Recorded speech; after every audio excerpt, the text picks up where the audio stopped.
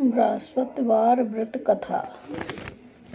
प्राचीन काल में एक भारतवर्ष में राजा राज करता था। वह बड़ा प्रतापी और दानी था। प्रत्येक मंदिर में दर्शन करने जाता था। ब्राह्मण एवं गुरु की सेवा किया करता था।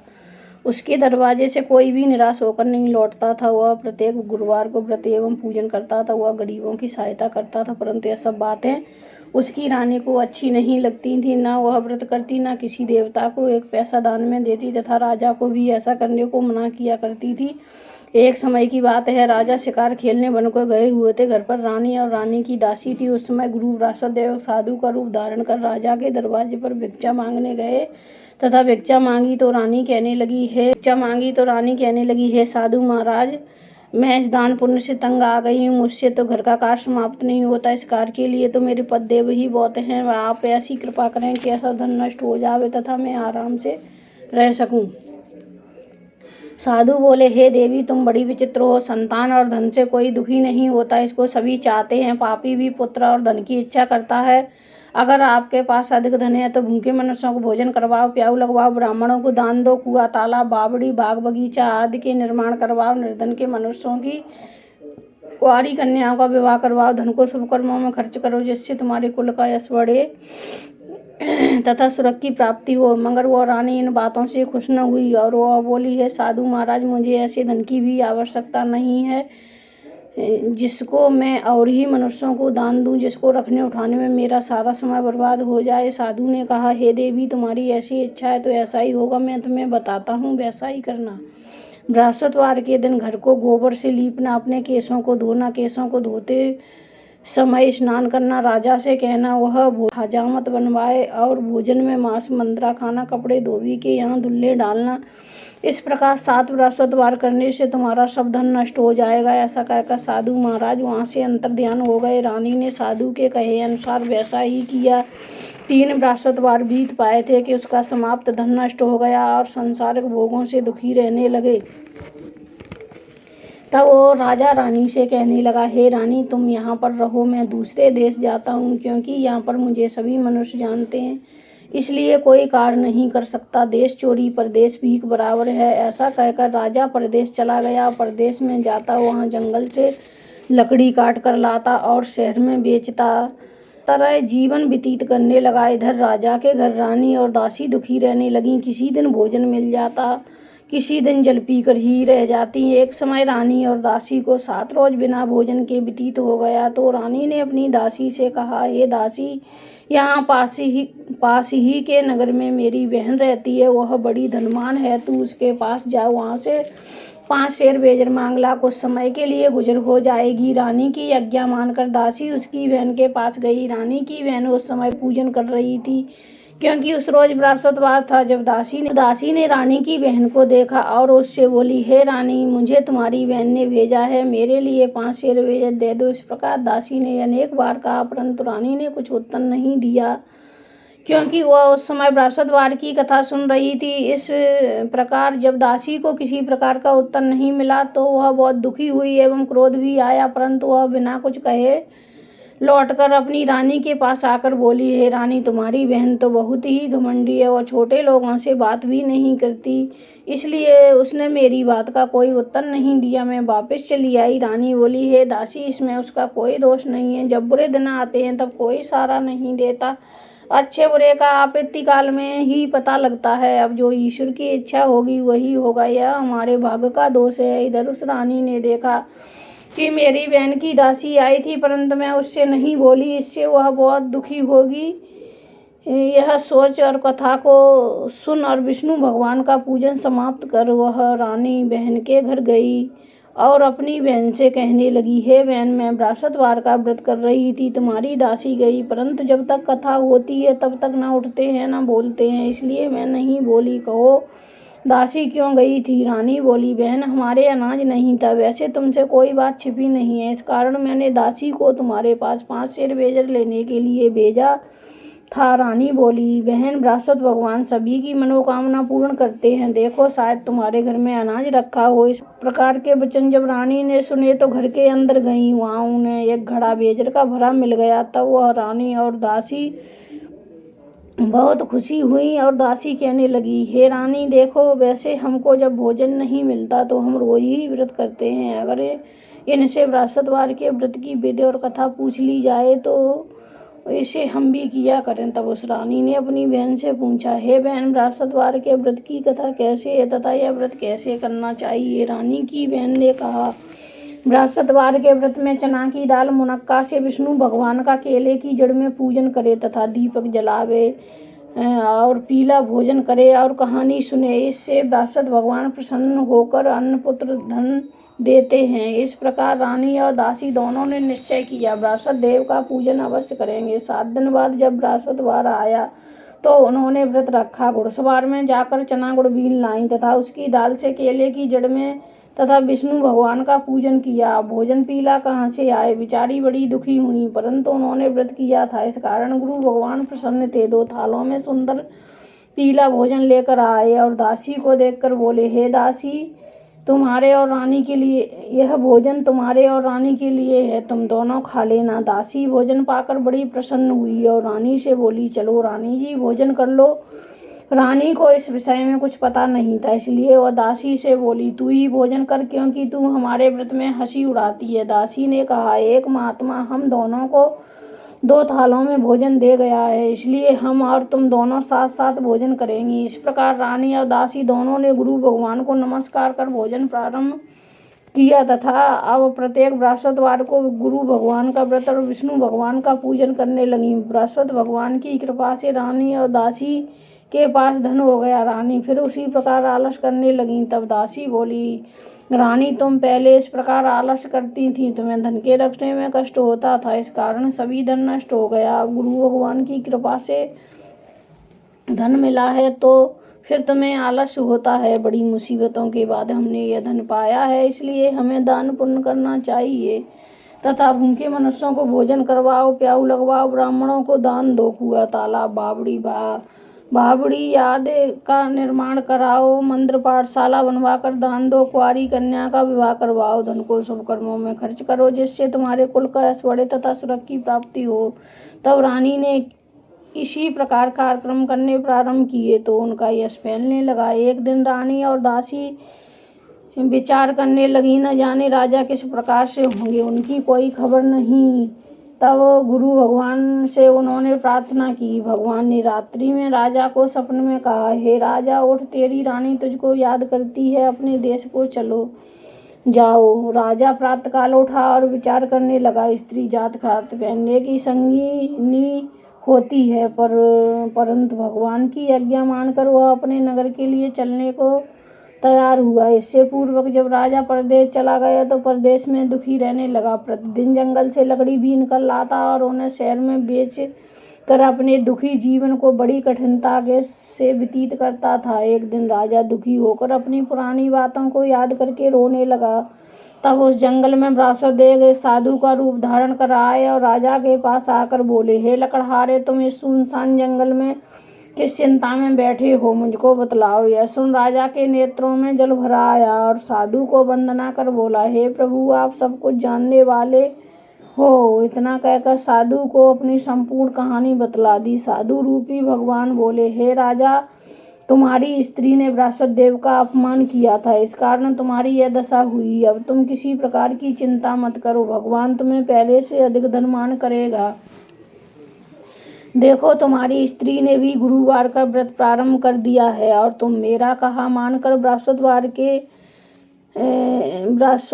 को व्रत करके चने की दाल गुड़ जल के लोटे में डालकर केले का पूजन करो और कथा कहो और सुनो। भगवान तुम्हारी सभी मनोकामनाओं को प्रसन्न करेगा। साधु को प्रसन्न देखकर राजा बोला, हे प्रभु, मुझे लकड़ी बेचकर इतना पैसा नहीं मिलता जिससे भोजन करने के उपरांत कुछ बचा सकूं। मैंने रात्रि में अपनी रानी को व्याकुल देखा है, मेरे पास कुछ भी नहीं जिससे मैं उसकी खबर मंगा सकूं, और फिर मैं कौन सी कहानी कहूं, यह मुझको कुछ भी मालूम नहीं। साधु ने कहा, हे राजन, तुम किसी प्रकार की चिंता मत करो। बृहस्पतिवार के दिन तुम रोजाना की तरह लकड़ियां लेकर शहर को जाओ। तुमको रोजाना से दुगना धन प्राप्त होगा, जिससे तुम भली भांति भोजन कर लोगे तथा बृहस्पति देव की पूजा का सामान भी आ जाएगा। और बृहस्पति देव की कहानी निम्न प्रकार से है। बृहस्पति देव की कहानी।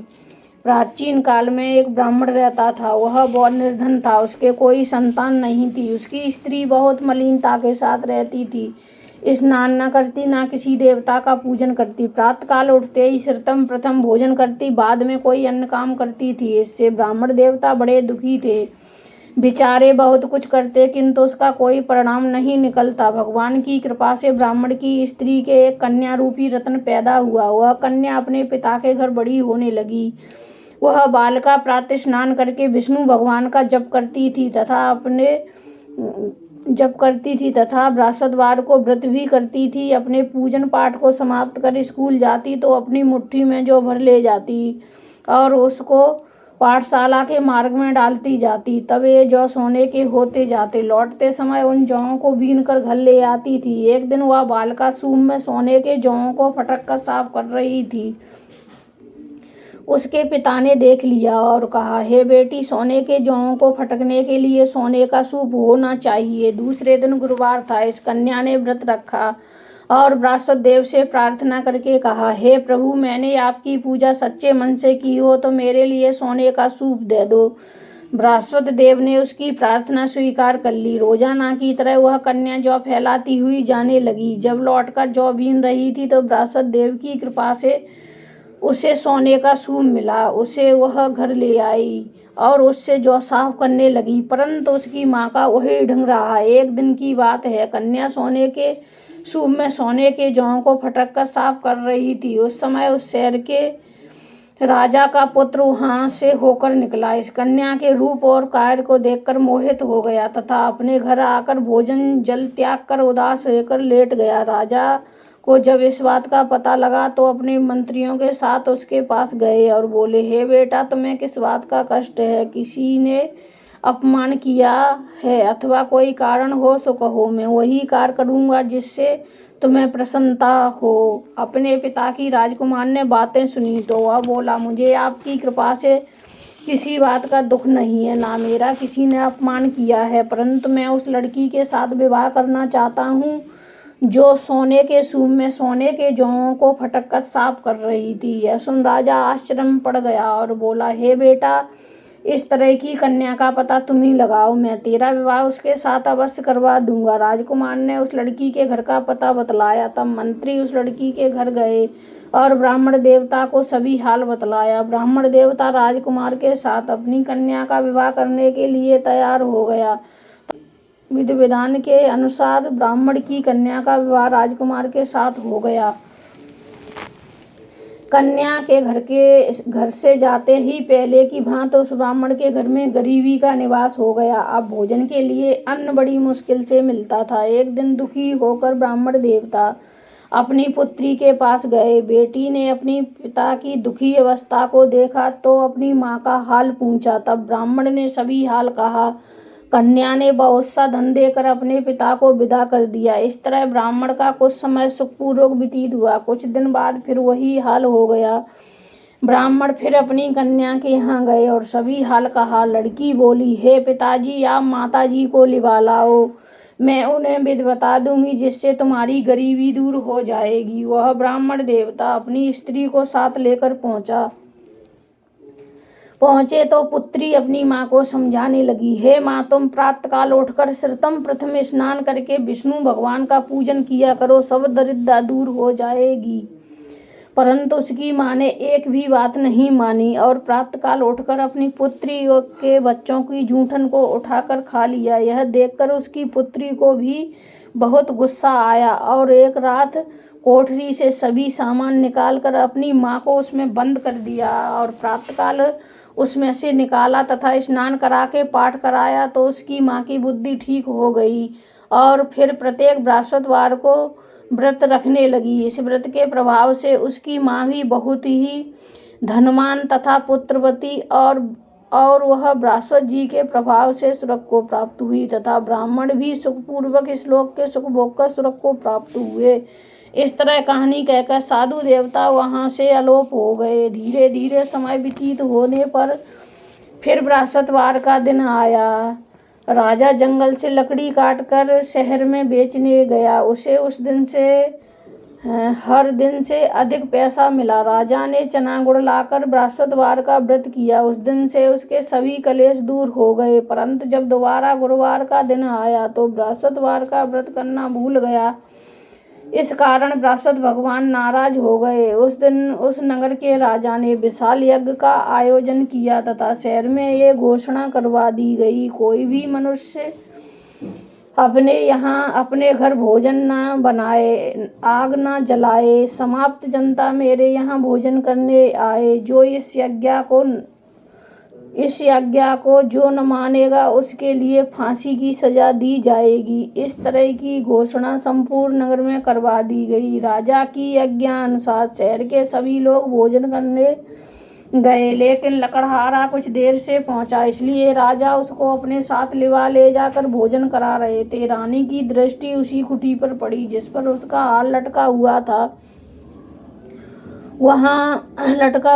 रानी को वह हार वहां दिखाई नहीं दिया। रानी ने निश्चय किया कि मेरा हार इसी मनुष्य ने चुरा लिया है। उसी समय सैनिक को बुलवाकर राजा जेल खाने में डलवा दिया। जब राजा जेल खाने में पड़ गया तो बहुत दुखी होकर विचार करने लगा, न जाने कौन से पूर्व जन्म के कर्म से मेरे लिए दुख प्राप्त हुआ है। वह उसी साधु की याद करने लगा जो जंगल में मिला था। उसी समय तत्काल साधु के रूप में प्रकट हो गए और उसकी दशा को देखकर कहने लगे, अरे मूर्ख, तूने बृहस्पति देवता की कथा नहीं कही, इसी कारण तेरे को दुख प्राप्त हुआ है। अब चिंता मत कर। बृहस्पतिवार के दिन जेल खाने के दरवाजे पर रुपए पड़े मिलेंगे, उनसे तू बृहस्पति देव का पूजन करना, तेरे सभी कष्ट दूर हो जाएंगे। बृहस्पतिवार के रोज उसे रुपए पड़े मिले। राजा ने कथा कही। उसी रात्रि को बृहस्पति देव ने उस नगर के राजा को स्वप्न में कहा, हे राजा, तुमने जिस आदमी को जेल खाने में बंद कर दिया है वह निर्दोष है, वह राजा है, उसे छोड़ देना। रानी का हार उसी खूंटी पर लटका हुआ है। अगर तू ऐसा नहीं करेगा तो मैं तेरे राज्य को नष्ट कर दूंगा। इस तरह रात्रि के सपन को देखकर राजा प्रातःकाल उठा और खूंटी पर हाथ देखकर लकड़हारे को बुलाकर क्षमा मांगी तथा राजा के योग्य सुंदर वस्त्र भूषण देकर विदा कर दिया। साधु की आज्ञानुसार राजा अपने नगर के लिए चल दिया। राजा नगर के निकट पहुंचा तो उसे बड़ा ही आश्चर्य हुआ। नगर में पहले से अधिक बाग, तालाब, कुएं, धर्मशाला, मंदिर आदि बन गए हैं। राजा ने पूछा कि ये किसका बाग और धर्मशाला है। तब नगर के लोग कहने लगे, यह सब रानी और बांदी के हैं। राजा को आश्चर्य हुआ और गुस्सा भी आया। जब रानी ने यह खबर सुनी कि राजा आ रहे हैं तो उसने अपनी दासी से कहा, हे दासी, देख, राजा हमको कितनी बुरी हालत में छोड़ गए थे। वह हमारी ऐसी हालत देखकर लौट न जाएं, इसलिए तू दरवाजे पर खड़ी हो जा। आज्ञा अनुसार दासी दरवाजे पर खड़ी हो गई। राजा आए तो उन्हें लिवा लाई। तब राजा ने क्रोध करके अपनी तलवार निकाली और पूछने लगे, यह बताओ कि यह धन तुम्हें कैसे प्राप्त हुआ है। तब उन्होंने कहा, हमें यह सब धन बृहस्पति देव के व्रत के प्रभाव से प्राप्त हुआ है। राजा ने निश्चय किया कि 7 रोज बाद सभी बृहस्पति देव का पूजन करते हैं, परंतु मैं रोजाना दिन में 3 बार कहानी कहा करूँगा तथा रोज व्रत किया करूँगा। अब हर समय राजा के दुपट्टे में चना की दाल बंधी रहती तथा वह दिन में 3 बार कहानी कहता। एक रोज राजा ने विचार किया, चलो अपनी बहन के यहाँ हो आवें। इस तरह राजा निश्चय कर घोड़े पर सवार होकर अपनी बहन के यहाँ निकला। आगे मार्ग में उसने देखा कि कुछ आदमी मुर्दे को लिए जा रहे हैं। उन्हें रोककर राजा कहने लगा, अरे भैया, मेरी बृहस्पतिवार की कहानी सुन लो। वे बोले, हमारा आदमी मर गया है, इसको अपनी कथा की पड़ी है। परंतु कुछ आदमी बोले, अच्छा कहो, हम तुम्हारी कथा सुनने को तैयार हैं। राजा ने दाल निकाली और कथा कहने लगा। जब कथा आधी हुई तो मुर्दा हिलने लगा। जब कथा समाप्त हो गई तो राम राम कहकर खड़ा हो गया। आगे मार्ग में उसे किसान खेत में हल चलाता मिला। राजा ने उसे देखा और उससे बोला, अरे भैया, तुम मेरी बृहस्पतिवार की कथा सुन लो। किसान बोला, जब तक मैं तेरी कथा सुनूंगा तब तक 4 रैया जोत न लूंगा। जा अपनी कथा किसी और को सुनाना। इस तरह राजा आगे चलने लगा। राजा के हटते ही बैल पछाड़ खाकर गिर गए तथा किसान के पेट में बहुत जोर से दर्द होने लगा। उस समय उसकी माँ रोटी लेकर आई। उसने देखा तो अपने पुत्र से हाल पूछा। बेटे ने सभी हाल कहा। बुढ़िया दौड़ी दौड़ी उस घुड़सवार के पास गई और उससे बोली, मैं तेरी कथा सुनूंगी, तुम अपनी कथा मेरे खेत पर चलकर कहना। राजा ने बुढ़िया के खेत पर जाकर कथा कही, जिसके सुनते ही वह बैल खड़े हुए तथा किसान के पेट का दर्द बंद हो गया। राजा अपनी बहन के घर कुशल पूर्वक पहुंच गया। बहन ने भाई की मेहमानी की। दूसरे रोज राजा प्रातःकाल जागा तो देखने लगा सब लोग भोजन कर रहे हैं। राजा ने अपनी बहन से कहा, ऐसा कोई मनुष्य है जिसने भोजन नहीं किया हो, वह मेरी बृहस्पतिवार की कहानी सुन ले। बहन बोली, हे भैया, यह देश ऐसा ही है, पहले यहाँ भोजन करते हैं, बाद में अन्य काम करते हैं। अगर कोई पड़ोस में हो तो मैं देख आऊं।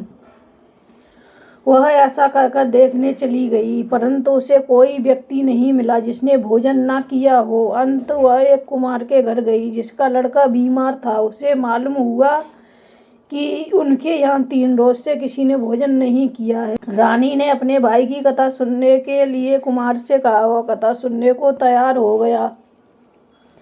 राजा ने उनके यहाँ जाकर बृहस्पतिवार की कथा कही, जिसको सुनकर उसका लड़का ठीक हो गया। अब तो राजा की प्रशंसा होने लगी।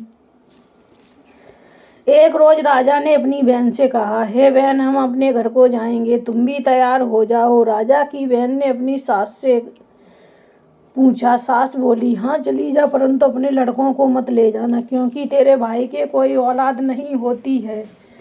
बहन ने कहा, हे भैया, मैं तो चलूंगी, मगर कोई बालक नहीं चलेगा। राजा बोला, जब कोई बालक नहीं चलेगा तब तुम ही क्या करोगी। बड़े दुखी मन से राजा अपने नगर को लौट आया। राजा ने अपनी रानी से कहा, हम नरवंशी राजा हैं, हमारा मुख देखने का धर्म नहीं है, और इस उदासी के कारण उसने कुछ भोजन भी नहीं किया। रानी बोली, हे स्वामी, हे बृहस्पति देव, हमें औलाद अवश्य देंगे। उसी रात को बृहस्पति देव ने राजा से सपन में कहा, हे राजा, उठ, सोच को त्याग दे, तेरी रानी गर्भ से है, 9वें महीने में उसके गर्भ से एक सुंदर पुत्र पैदा होगा। तब राजा बोला, हे रानी, स्त्री बिना भोजन के रह सकती है, बात कहे बिना नहीं रह सकती।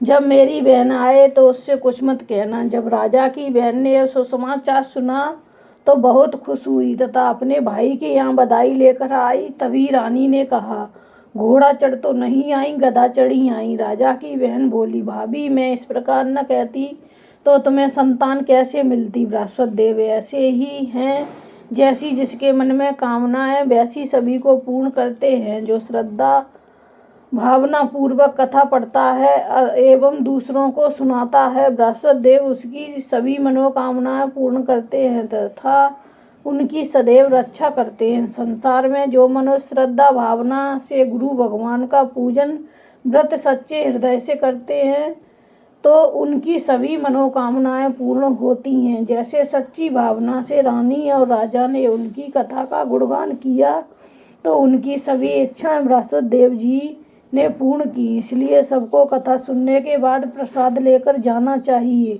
हृदय से उनका नमन करते हुए जयकारा बोलना चाहिए। बोलो बृहस्पति देव की जय, बोल गुरु भगवान की जय।